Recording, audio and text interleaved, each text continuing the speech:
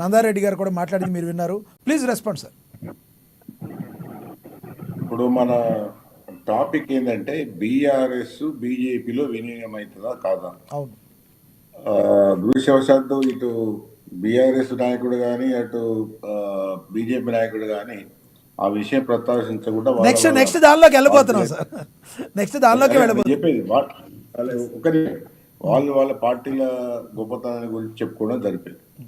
ఒక విషయము ఇవాళ బీఆర్ఎస్ ఈ దుస్థితిలో ఉండడానికి కారణం రామ్మోహన్ గారు ఒప్పుకున్నా ఒప్పుకోకపోయినా గత 9 సంవత్సరాలలో కేసీఆర్, టీఆర్ఎస్ లేదా బీఆర్ఎస్ ప్రభుత్వం అనుసరించిన అనేకమైన అనైతిక విధానాలు విలువలను విస్మరించడంతోనే అది 2023లో దెబ్బతిని ఓడిపోవడం జరిగింది. ఆ తర్వాత జరుగుతున్న అనేక పరిణామాలు కాంగ్రెస్ పదే ఒకటే చెప్తున్నది,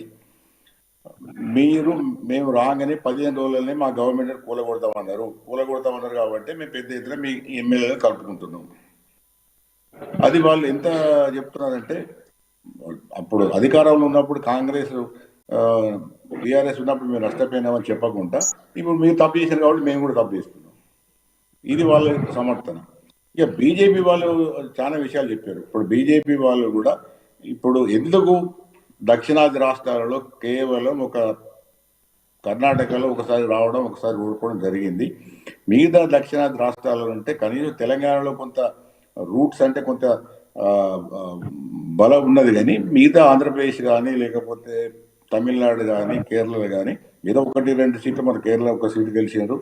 తర్వాత తమిళనాడులో కొన్ని ఓట్లు పర్సంటేజ్ పెరిగింది. అక్కడ ఆంధ్రప్రదేశ్లో వాళ్ళు ఇది టీడీపీ జనసేన అలయన్స్లోనే ఒక 2 సీట్లు గెలుచుకోగలిగారు. కానీ ఇప్పటికి కూడా ఒకటి ఏంటంటే బీజేపీ నార్త్ ఇండియాకు సంబంధించిన పార్టీ. నార్త్ ఇండియాలో ఉన్న బలము దాని యొక్క ఏది పట్టు అనేది మిగతా ప్రాంతాల్లో లేదు. ఉదాహరణకు మీరు చూసుకోండి, ఇప్పుడు దక్షిణాది రాష్ట్రాలలో పెద్దగా లేదు. ఈవెన్ ఈస్ట్ రాష్ట్రాలు అంటే బెంగాల్ కానీ మిగతా ప్రాంతాలలో కూడా దానికి లేదు. ఈవెన్ నార్త్ ఇండియాలో ఉన్న పంజాబ్లో కూడా బీజేపీకి పట్టు లేదు. కాబట్టి ఇప్పుడు వాళ్ళు ఏం చేస్తున్నారంటే నిరంతరంగా ప్రయత్నం చేస్తున్నారు. అంటే మిగతా హిందీయేతర రాష్ట్రాలు అంటారు, అంటే నార్త్ లేదా హిందీయేతర రాష్ట్రాలు అంటే ముఖ్యంగా సౌత్ రాష్ట్రాలు లేదా ఈస్ట్, మిగతా ఎక్కడైతే పట్టు లేదో ఆ పట్టున దానికోసం పెద్ద ఎత్తున ప్రయత్నం చేస్తున్నారు. ప్రయత్నం చేసినా కూడా దక్షిణాది రాష్ట్రాల్లో అనుకున్నంత వాళ్ళు ఆ మేరకు విజయవంతం కాలేకపోతున్నారు. ఇప్పటి వరకు కూడా వాళ్ళు పెద్దగా గొప్ప ఫలితాలు తెలంగాణలో కూడా సాధించలేదు. కేవలం ఎంపీ ఎలక్షన్స్లో కొంత జాతీయ రాజకీయాల ప్రాధాన్యంతో కొంత మోడీ గారు అవ్వతో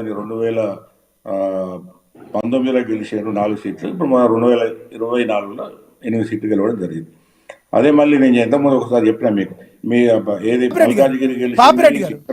పాపిరెడ్డి గారు 2024లో బీజేపీ పార్టీ 8 సీట్లు 4 నుంచి 8 సీట్లు గెలవడానికి ప్రధాన కారణం బీజేపీ పార్టీ సొంత బలం అనుకోవాలా, బీఆర్ఎస్ యొక్క వీక్నెస్ అనుకోవాలా? ఇలా 2-3 కారణాలు ఉన్నాయి చెప్తా. ఇప్పుడు ఒకటి ఏంటంటే ఇది ఈవెన్ బీఆర్ఎస్ బలంగా ఉన్నప్పుడు 2019లో కూడా అది 4 సీట్లు గెలిచింది బీజేపీ. అది ప్రధానంగా ఎవరైనా గెలిచింది. ఆదిలాబాద్లో 1 సీటు 1,00,000 ఓట్ల మెజార్టీతో గెలిచింది. నిజామాబాద్లో సాక్షాత్ కల్వకుంట్ల కవిత వినే అరవింద్ గారు గెలవడం జరిగింది. 1,00,000 ఓట్ల పైన గెలిచిండు. తర్వాత బీఆర్ఎస్లో ఒక ముఖ్యమైన నాయకుడుగా ఉన్న వినోద్ కుమార్ మీద బండి సంజయ్ గెలవడం జరిగింది. సరే ఇప్పుడు సికింద్రాబాద్ వాళ్ళకి ఎప్పుడు వచ్చేది, అంతకుముందు ఆయన దత్తాత్రేయ గెలిచిన తర్వాత కిషన్ రెడ్డి గెలిచింది, కానీ అప్పుడే గెలవడం జరిగింది వాళ్ళు. అయితే మొన్న 24లో ఆ 4తో పాటుగా ఇంకో 4 ఎక్కువ గెలవడం జరిగింది. అయితే ఇప్పుడు దీనిలో కూడా మీరు ప్రధానంగా గమనించాల్సింది ఏంటంటే ఎప్పుడైతే ఎంపీ ఎలక్షన్స్ వస్తున్నాయో 2020 బీజేపీ పర్ఫార్మెన్స్ బాగుంటున్నది.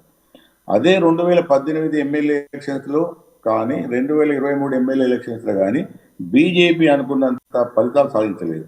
అంటే ప్రజలు ఎట్లా చూస్తున్నారంటే ఇంతకుముందు ఆయన బీజేపీ ప్రతినిధి బాగా చెప్పిండు, అంటే ఓట్లు ఎప్పుడు కూడా మారుతుంటే ప్రజల యొక్క చాయిస్ మారుతుంటుంది. ప్రజల యొక్క చాయిస్ కేవలం కేంద్ర ఎన్నికల మట్టుకే అది బీజేపీ మీద కొంత ప్రభావం ఉంటుంది, బీజేపీ చూపెడుతున్నది, కానీ మిగతా ఎన్నికల్లో అంత పెద్ద ప్రభావం చూపెట్టలేదు. ఎందుకంటే నీకు బెస్ట్ ఎగ్జాంపుల్ ఏంటంటే మొన్న జరిగిన ఎంపీ ఎలక్షన్లో కూడా మల్కాజ్గిరిలో బీజేపీ గెలిచింది, సికింద్రాబాద్లో బీజేపీ గెలిచింది, ఆ తర్వాత చేవేళ్ళలో కూడా బీజేపీ గెలిచింది. అంటే దాదాపు పట్టణ ప్రాంతాల్లో అన్నింటిలో గెలిచింది. కానీ అదే సికింద్రాబాద్ కంటోన్మెంట్ ఎమ్మెల్యే ఏదైతే వచ్చిందో అక్కడ మల్కాజిగిరి మిగతా అన్నిట్లో సికింద్రాబాద్ గెలిచినప్పటికీ కూడా ఎమ్మెల్యే కాంగ్రెస్ గెలవడం జరిగింది.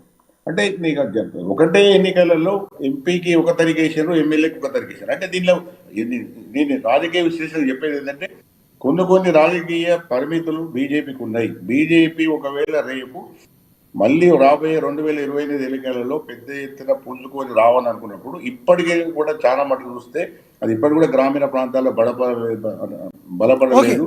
ఈ మొన్న ఎలక్షన్లో కూడా మోడీ యొక్క విలువతోనే గెలవడం. ఒకటే విషయం చెప్తాను. ఇంకొకటి ఏంటంటే ఇప్పటికి కూడా మీరు అనుకున్నట్టుగా బీఆర్ఎస్ అనే పార్టీ పోదు.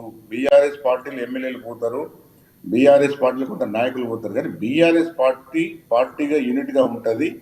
అది మొత్తానికి ఉనికిని కోల్పోయి అది బీజేపీలో కలుస్తుందా లేకపోతే కాంగ్రెస్, ఇవన్నీ కూడా ఊహాజనితాలు. నేను రాజకీయ విశ్లేషకులుగా చాలా ఒక 50 ఏళ్ళ నుంచి చూస్తున్నాం. బీఆర్ఎస్ పార్టీ అన్నది లేకపోతే ఎటువంటి కూడా ఓటములు గెలుపులు సహజం కాబట్టి ఇప్పుడు మొన్న ఆంధ్రప్రదేశ్లో కూడా ఆయనకు 150 సీట్ల పైన ఉంటే 11 సీట్లు వచ్చినాయి. జగన్ పోతారా, వైసీపీ పోతారా? అక్కడ పోయే అవకాశం లేవు కాబట్టి ఖచ్చితంగా బీఆర్ఎస్ పార్టీ ఉంటుంది, ఒడిదుడుకులు ఉంటాయి, ఎమ్మెల్యేలు పోతారు, కానీ పార్టీ మాత్రం ఉంటుంది. ఓకే సార్, మీతో నేను మళ్ళీ మాట్లాడతాను.